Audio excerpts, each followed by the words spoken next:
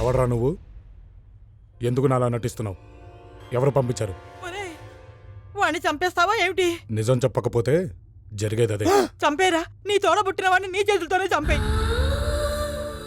ఏమిటే బామ్మ నువ్వు అనేది? ఏ పుట్టినరోజునైతే మిమ్మల్ని విడదీశాను, అదే పుట్టినరోజున ఆ కాళీమాత మీ ఇద్దరిని కలిపిందిరా. అంటే వీడు నా కొడుకు కాదా?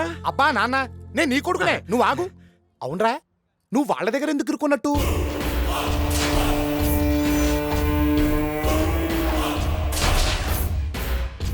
ఓహో, అయితే అప్పుడు నేను ఫోన్లో మాట్లాడింది మీ నాన్నతో అన్నమాట. మీ కాదు, మన నాన్న. మరి నేనా?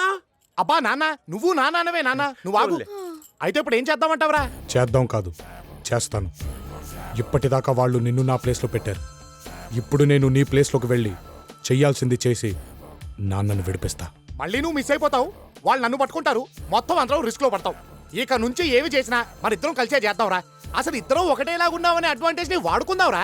ఏమంటావు నాన్న? నువ్వు ఆగు, అది మ్యాటర్. సరే, ముందు ఇక్కడి నుంచి పదండి.